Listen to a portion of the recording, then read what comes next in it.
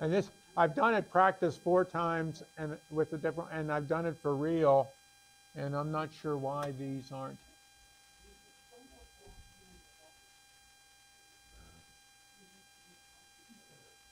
Well, I think I should just let this go and we'll go, and I'm going to record it and then I'll figure out, because I don't think anyone's going to watch this anyway on the recording. I can tell a story. Yeah, tell that story. Well,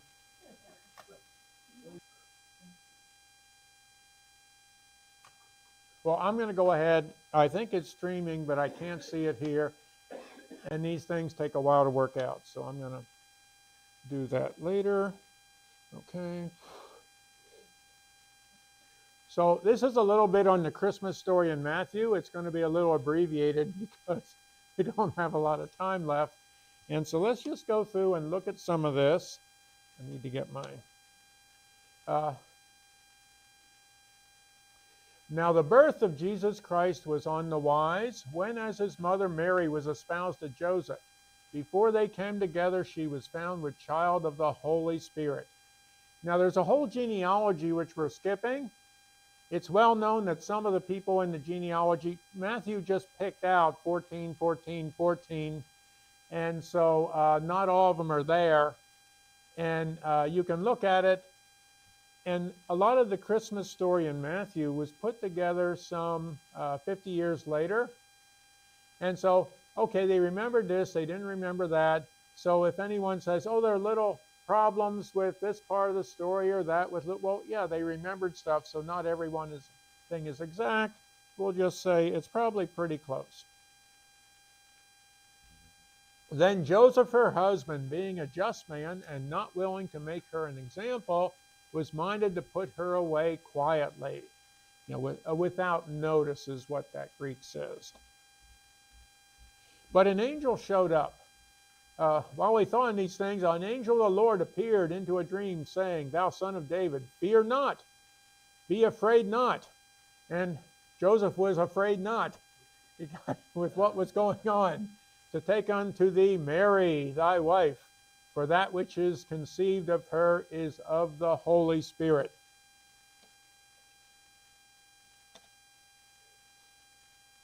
And she shall bring forth a son, and thou shalt call his name Jesus, for he shall save his people from their sins. Now all this was done that it might be fulfilled which was spoken of the Lord by the prophet, saying, Behold, a virgin shall be with child, and shall bring forth a son. They shall call his name Emmanuel, which being interpreted is God with us. Now, Emmanuel, you can spell it with an I, or you can spell it with an E. You ever seen that? The E comes from the Greek, and the I comes from the Hebrew. Because when they bring these words in, they just transliterate them. They say, oh, what does that sound like in Hebrew? Well, let's write it in English. And when they came in from the two languages, they're the same name, but one had an I and one had an E, like, Emmanuel, and so it's not much difference in English. Now, you see where it says God with us? You hear that every year, right? They read this passage. Oh, God be with us. That has a long history. In German, it's Gott mit uns. There's my, let me put, Gott mit uns. That's my Uncle Donnie in World War II. That's Elsie, who did Good News Club. The banner of his is down on near the Elizabethtown College entrance sign. And he gave me this belt buckle when I was in high school. It's a German belt buckle for the German Army. And it says, Gott mit uns, God with us. You see what's in the center? A swastika. Now, the regular army would wear this because they wanted to kind of get God's approval, even though they were totally anti-God, the Nazis. Now, the SS troops, which were the more of the political type, they refused to wear anything that said God on it, so theirs had something about being true. But in Russian, it's Synama Bok, and they used that as a battle cry. And this Gott mit uns goes back hundreds of years. It's not just Germany. And in Latin, it was called Nobiscum Deus. and the Crusades and others. So it's not, doesn't seem like you're supposed to be using God's name as a battle cry to go into battle and kill other people. But that's what has happened. And I bring up as a discussion question, think about when they put "In God We Trust" on the currency. That's nice. You may like that. Do we really trust in God? For in thee do I put my trust, from Psalms. Or is that just like putting "Gott mit uns" on the German belt buckle? And so it seems more important what you're actually doing rather than what it says.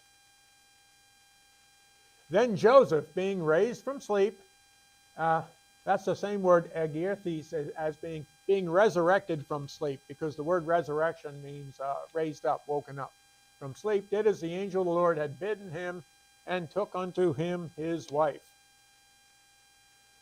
and knew her not until she had brought forth her son, and he called his name Jesus, or Yeshua.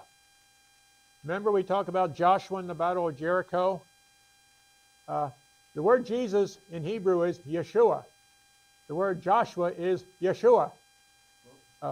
What did Joshua do to fight the battle? Right, he went around, they blew some horns. He didn't do anything to fight the battle, to get the walls down. That was Jesus fought that battle.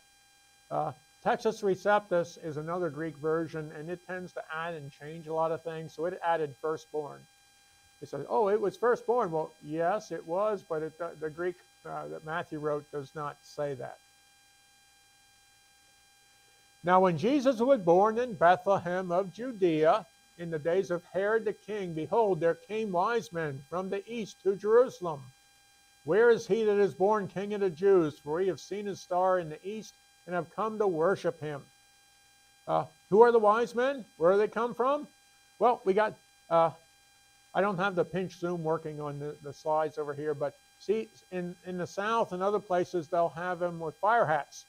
That's because they're coming from afar, from a fire. Yeah. Yep. And remember that John saw Mary with the telescope. Who has the telescope? We have seen his star in the east. Were you in the east when you saw the star? Did you see the star that was in the eastern sky? You see, we got the same problem. It's a little ambiguous. Now, if we know where they came from, it's a little more clear. Where did they come from? Who were the Magi? Well, they're listed in Daniel. They're listed in Herodotus. He writes about them. The famous Magi were in Babylon. That's where Daniel was. And there was a deep state in Babylon where they wanted to get rid of him. You ever heard of the deep state? And I defined that years ago. A deep state is where people do what's to their own personal advantage rather than to what's the advantage of the country or the organization. So you have those people doing what they think is in their benefit. Well, they wanted to get fiery furnace, lion's den. They wanted to get rid of Daniel, because if you go to Jeremiah, he was the Rap Mag. He was put in charge of the Magi. It was a hereditary group, and they did not like him being in charge, so they ran those things. And we have the different dates coming through and other things going that with the Roman soldier. We're going to skip that. So Judea is right here. It was a buffer zone from Herod. Herod had that from 37 BC to 4 BC, and then the Romans moved in after that. He had his own army. There's the army of Herod the Great. His army would do anything he said. If he wanted them to kill infants, they would go kill infants. Rome was not known for gratuitous violence. They needed a reason to do violence. They were very violent, but if these were future taxpayers or slaves, we did not want to kill them without a reason. So he had that done. And here's the buffer zone. Okay, I'm showing you the wrong, yeah. In fact, yeah, there's Herod, the army of great. I got to get used to these slides being different places. There's the buffer zone. There's the Parthian Empire. That's the old Persian Empire. They had fronts on, now Egypt they had control of. That wasn't a problem right now. They had fronts in England. They had fronts on the Rhine River and on the Danube. You ever been down the Danube on a cruise, right? You see that, and you have the different, and so those rivers were a convenient way to keep the other people out. So this was a buffer zone where Judea was.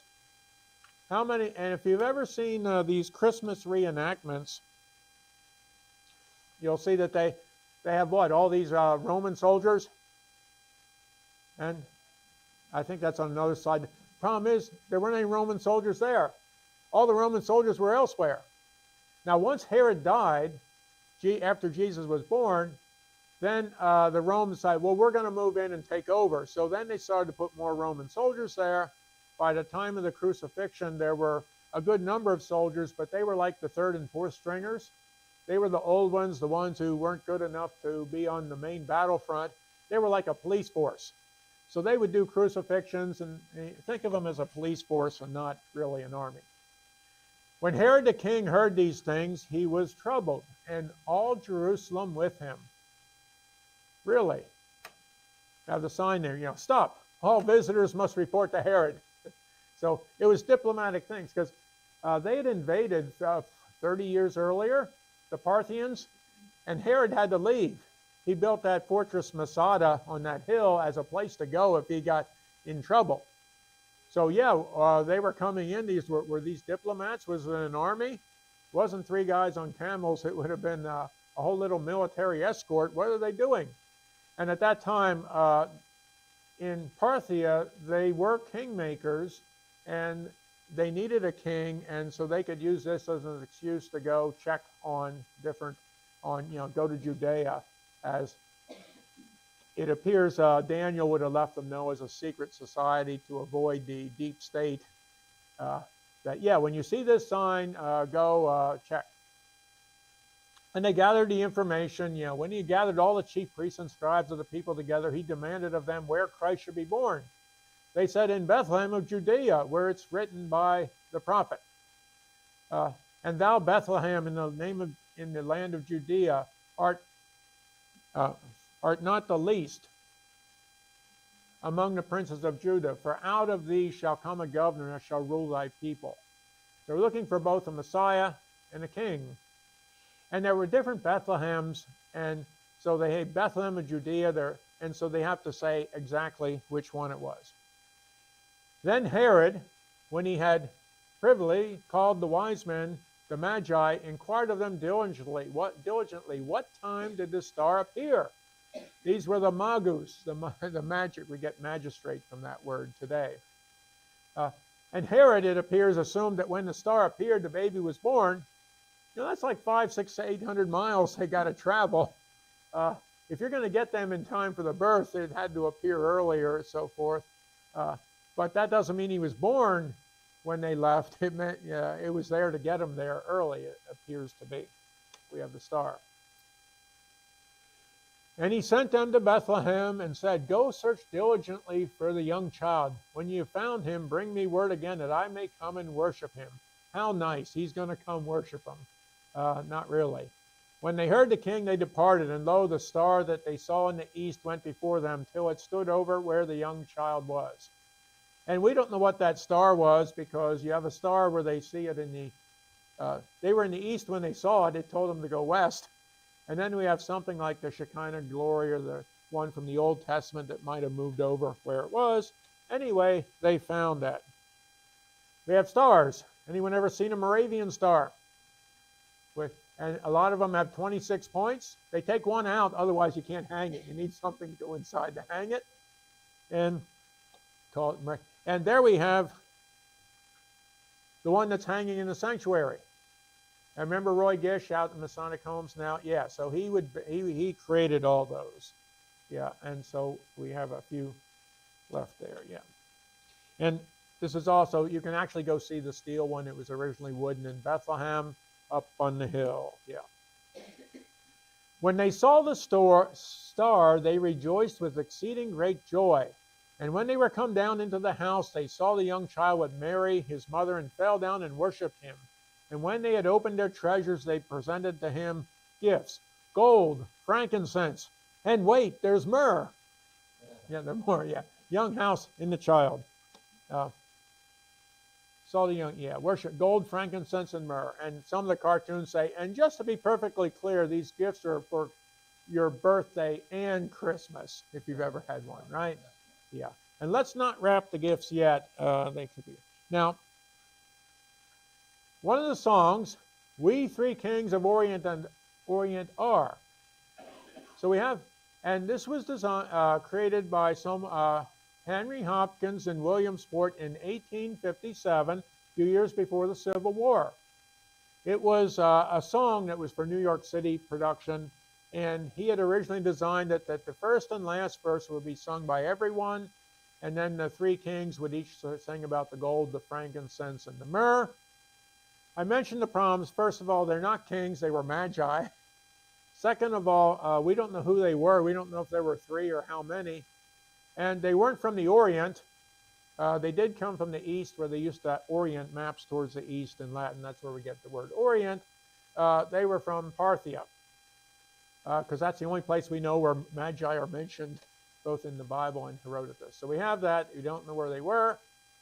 We're going to skip the Away. Oh, Away in the Manger had two melodies from, it was attributed to Martin Luther, but he didn't write the song. He wrote something vaguely similar, and someone eventually figured out, probably in 1883, for the 400th anniversary of his birth, someone in the Lutheran Church wrote this.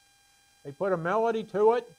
In World War I, everyone decided they didn't like the Germans. We were fighting the Germans, so they decided we wouldn't sing that. They added the new Welsh melody. And then they eventually have both melodies, so that's why it has two melodies. World War I weren't there. Now, did Mary and Joseph determine how heavy the baby Jesus was? Well, yes, we're told there's a way in the manger. And he was worth the wait. Yeah, we got a few of those. Away in the manger, the cattles are lowing, making a sound. It's really the word for clamor and so forth. Now, we sang the first Noel, and there's the alphabet, Noel. And so that's the alphabet used for Noel. And it has a whole lot of, Noel? Yeah, I got to figure out a way to not forget that. And it says, on a cold winter's night. Now, it's a nice song. It repeats a lot. It appears to be either spring or fall. It wasn't winter.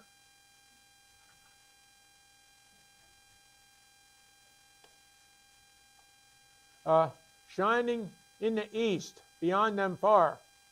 Well, if you look where Jerusalem is and where they're going and so forth, it would have been shining in the west. They were in the east when they saw it in the west. Otherwise, where'd they come from? Yeah. Don't let these prompts. And then we have, of course, three wise men. It's not known. Again, we said about that. And then he says, the star drew nigh to the northwest. Well, Bethlehem's to the southwest, so they were in Jerusalem. It would have been drawn nigh to the southwest. Don't let this ruin the song for you. But if anyone mentioned it, say, yeah, that's the way it is. And being warned of God in a dream that they should not return to Herod, they departed into their own country another way. They went back, and then Herod, an angel of the Lord appeared to Joseph, saying, arise, take the young child and his mother, and flee into Egypt, and be thou there until I bring thee word, for Herod will seek the young child to destroy him. And so we have them taking some of the gold and pay their way, their expenses to go to Egypt.